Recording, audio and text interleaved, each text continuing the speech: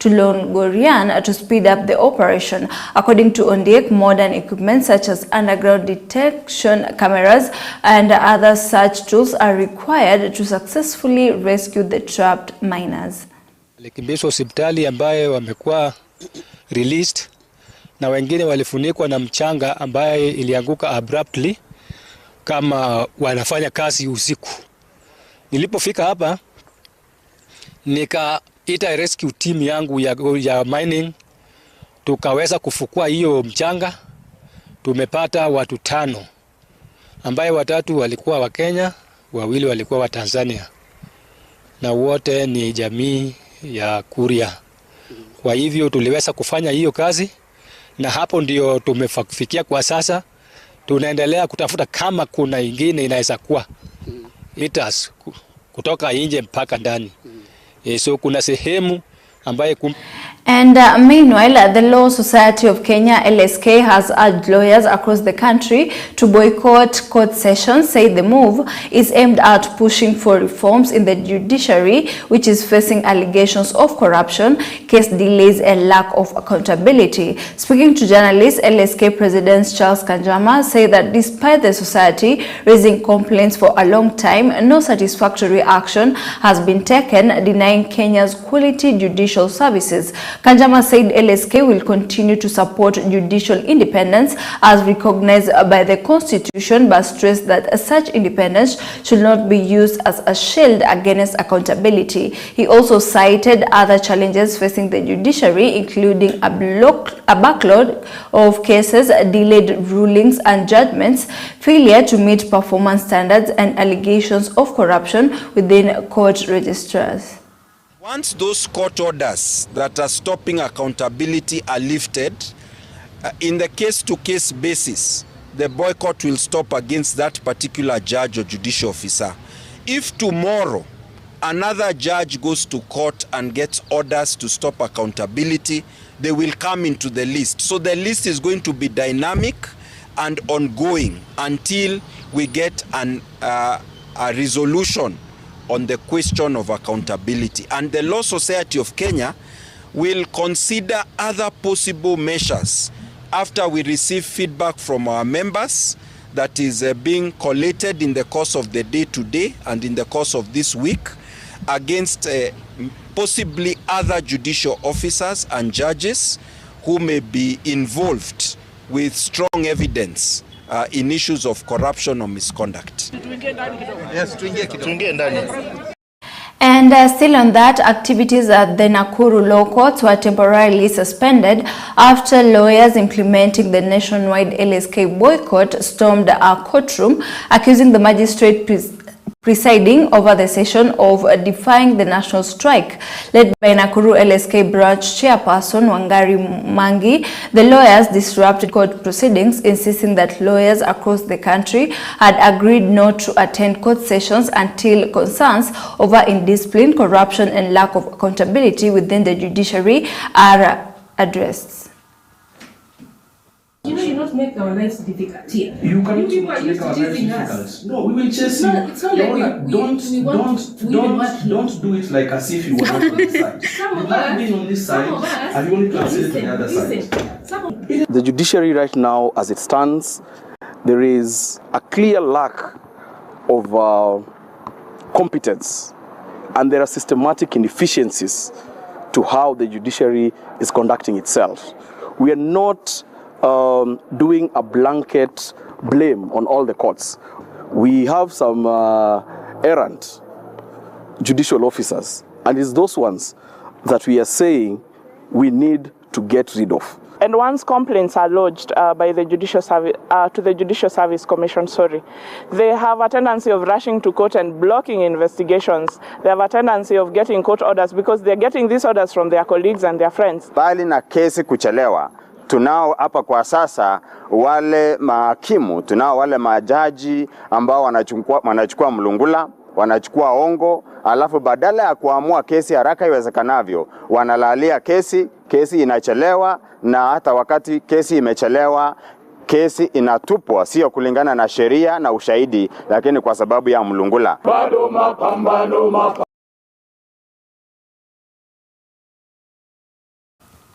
And a senior principal magistrate at Kangema Law Courts, Martin Kinyua, has been temporarily halted from all judicial duties following his arrest by the Ethics and Anti-Corruption Commission (EACC) on Tuesday. Kinyua is facing allegations of receiving a bribe. According to an official statement, he will not resume his judicial duties until disciplinary and administrative procedures under the Judicial Service Act are completed.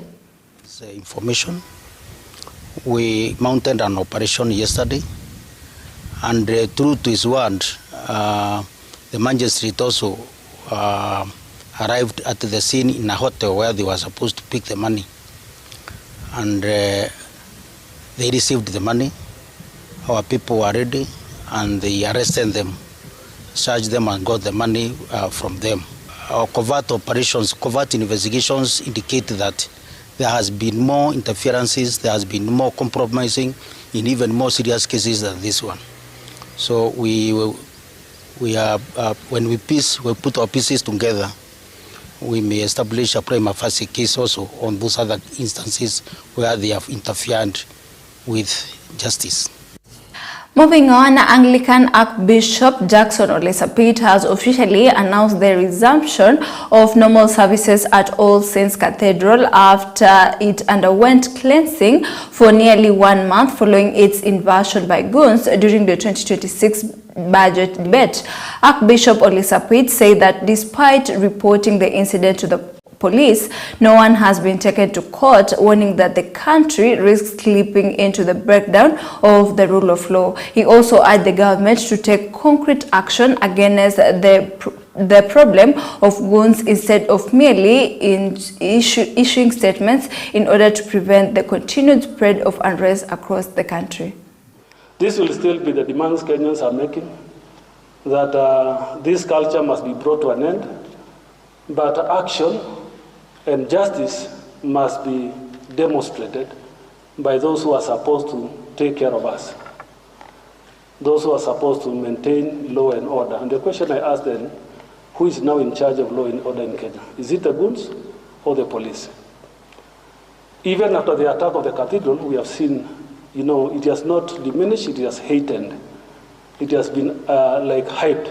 It's going to another level. We can now see in broad daylight people in Prados and Subaros and X-Trails move around and, at the display of everyone.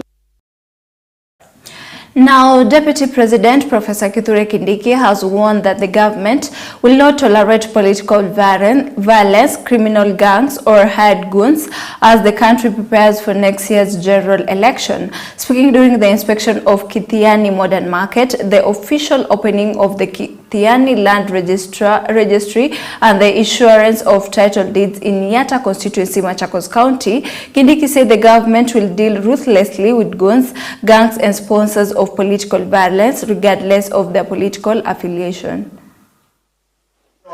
It doesn't matter if you are supporting the opposition or you are supporting the government side. Our national security and stability is paramount. We must say no to all forms of violence and the misuse of young people to transact politics. Na leo tuko hapa Kidhimani tukifungua registry ya Gilgil iko tayari, registry ya Oloitoktok iko tayari. Hizi zote registry tunafungua, Your Excellency, ni kuhakikisha kuwa tunapeleka huduma kwa wananchi. Na kuna mtu moja amemuletea confusion miaka mingi sana. Na hata wakati alikuwa kwa serikali, kazi yake ni kama haijaonekana. Sasa wakati huu tujiunge na kazi ya rais. And former Interior Cabinet Secretary Dr. Fred Matiang'i today held a consultative meeting with the Linda Mwananchi team led by Nairobi Senator Edwin Sifuna at his office.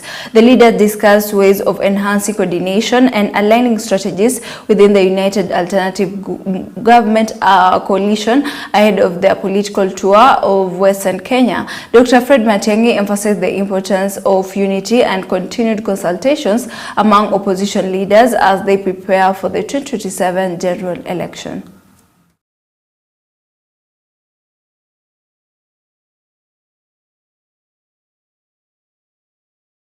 And to matters education, teachers from secondary schools and mid-level colleges under Kupet in T2, Kitui East Sub-County, held demonstration to condemn the killings of 2 teachers in separate incidents allegedly involving their partners. According to the teachers, Itiko Secondary School teacher Helen Mtuvi was allegedly killed by her partner after being attacked with a blunt object while returning home from school last week. The incident resembles that of Fred Kasingila, a teacher at Mititu Girls High School, who was also allegedly killed by his partner about 3 months ago, led by Kitui Kupet Secretary Philip Manzo. The teacher strongly condemned the 2 killings, describing them as tragic and unacceptable. Kitendo ambacho kilitendeka kwa mwenzetu cha mauaji ambayo alitendeka papa hapa tulipo, alipata mauaji, alifanyiwa mauaji ya dhuluma kubwa na uchungu mwingi. Tumetoka nyumbani hivi sasa na tukajulishwa na familia kwamba alipigwa kwa nyundo kichwani na akapasuliwa kichwa. Kwa hivyo mwenzetu alipoteza maisha kwa uchungu mwingi sana. Walimu tunasema kwamba ikuwe kwamba ndoa kabla ifike tuseme tunachunga ndoa, kwanza tuchunge maisha yetu. Kama walimu wa Mtitu tunasikia hatuna usalama wa kutosha, hata tunafanya kazi katika mazingira ambayo inatia hofu. Niaba ya Police, National Police Service, tunasema pole kwa hicho kitendo na tunaahidi to make every stone out, to turn every stone mpaka jamaa afungwe. And from that story, allow us to take a short break. Don't go too far.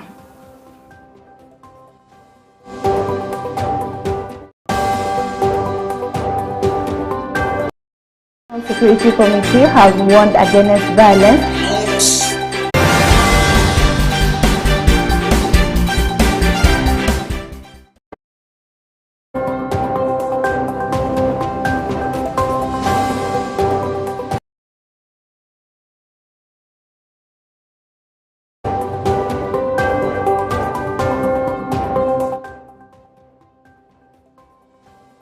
Now, welcome back. And Labor and Social Protection Cabinet Secretary Alfred Mutua has said that all persons with severe disabilities in the country can receive free medical treatment through the Social Health Authority. Speaking before the Senate, Mutua said that despite his ministry being among those receiving limited funding, the government has continued to implement measures aimed at improving services for persons with disabilities. He explained that a proposal to allocate more funds to disability programs was not included in this year's budget due to limited resources and competing national priorities. However, he said the ministry will continue lobbying for more funding in future budgets. Mutua assured Kenyans that every person with a severe disability is entitled to 100% medical coverage through SHA without paying hospital bills.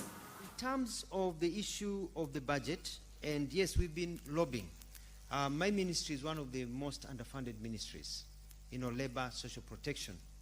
And unfortunately, for example, this year we put in a line item, we put in some money for disability and others to do some of these works, and it was not included in the budget because, as you know, the basket is, the many needs in this country. So we are still lobbying. It's a lobbying issue, and we're able to get it. The good news is that any person who is disabled in this country, you get free treatment through SHA. All manner of, you can go to SHA, you can be hospitalized. It's 100% treatment through SHA. When you get early detection, of these kids, it's done below the age of 5. As you know, treatment below the age of 5 is there. Once it is detected, you're put on a treatment module, and you're able to be guided. This government has enforced the CHVs, community health workers, and one of their mandates that we have given them as part of their routine as they go door to door is to report to us any forms of disability or illnesses that may progress with time, especially of small children. So we are able now to get that data and arrest that early enough. Now, religious leaders in Diwa, Homa Bay County have urged politicians to stop using youths and groups of goons to disrupt political meetings as the country heads towards 2027 general elections. Speaking in Diwa town, the church leaders expressed concerns over rising political intolerance, saying it threatens peace, unity and development in the area. They urged politicians to conduct respectful campaigns focused on policies and development issues instead of inciting violence and division among citizens. Speaking on behalf of the leaders, JCC Pastor Samson Makoha said political unrest has been hindering the implementation of development projects and disrupting the daily activities of residents. I want to urge fellow clergy to respect those who are in authority. Yes. That does not mean we compromise. Where they are wrong, we point to them their mistakes, but with dignity. Yes. Dini hii ya Islam inaita watu katika amani na utulivu kila sehemu. Bila amani hakuna jambo ambayo inaweza kufanyika saa yoyote mahali popote, isipokuwa ni hasara na kukosa maendeleo yale ambayo tunayatarajia pande zote. Kama ni mambo ya siasa, siasa ni maendeleo. Unajua unaweza kuongea juu ya siasa na ujui maana chenye unasema. Politics is development. Na kama ni development, we have to use it. Ni lazima tutumie kamili jinsi zera zinasema. Kusaidia mwananchi yule ajiwezi. Kusaidia mtoto yule mdogo.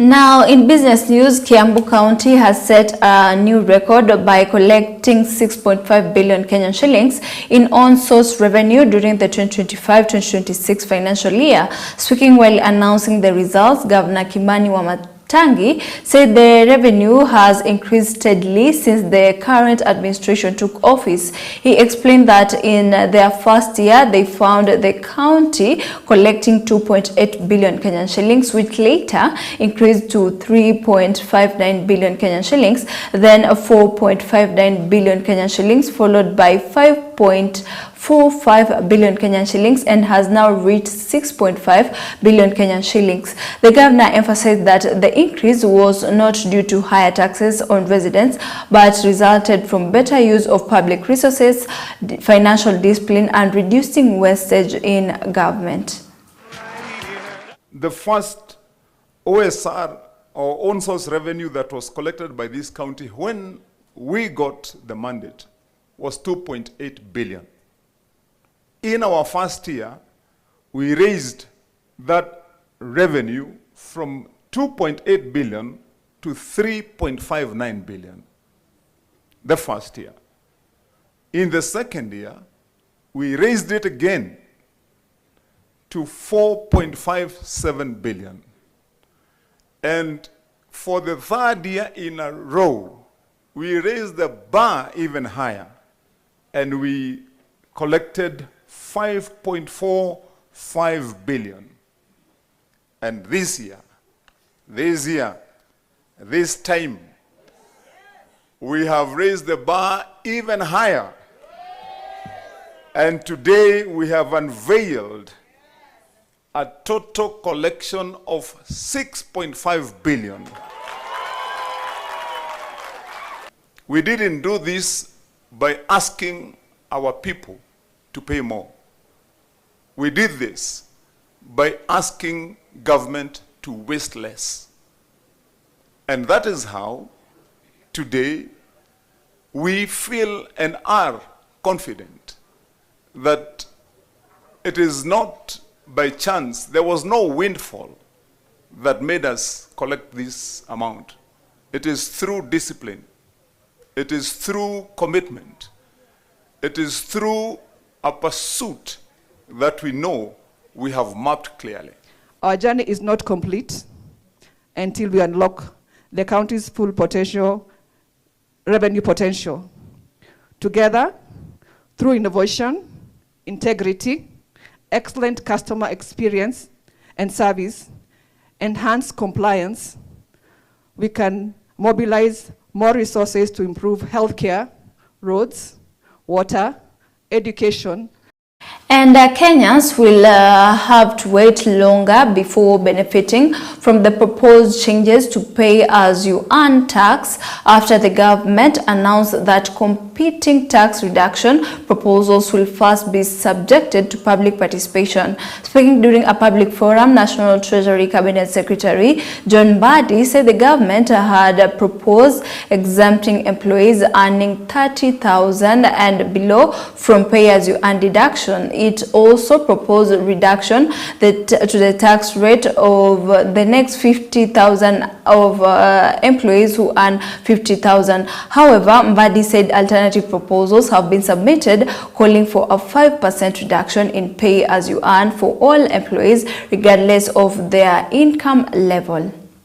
NGCDF 100%. We have funded all the approved claims for pension 100%. That is the economy that someone wants to tell you is not doing very well. And we have embarked.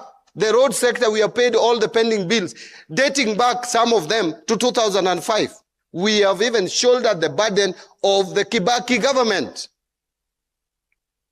which everybody has been praising, has been doing very well. And Kibaki government did well. We have paid some of their pending bills, which have been pending. And now we are in the process of settling others. So this administration has done so well. I know the concern has been on the pay slip. Next month, I am embarking on public engagement on how to reduce tax burden on pay slips. Some of you thought we have shelved that idea. We haven't. The whole month of August, the reason why we are carrying out public participation is because we made a proposal, and then there were other proposals, some of them saying we should reduce pay across board by 5%. We had proposed up to 30%, 30,000, zero pay, and then the rest, the next 20,000, reduce pay. But there are others with other suggestions. We want to put all this together, put them before.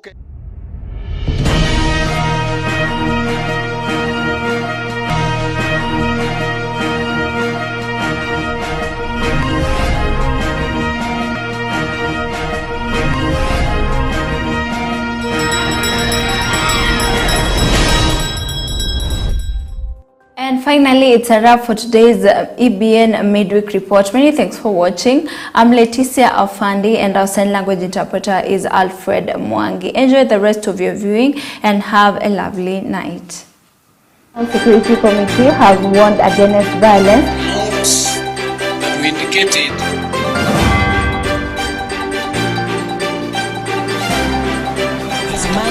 Siasa zetu zitakuwa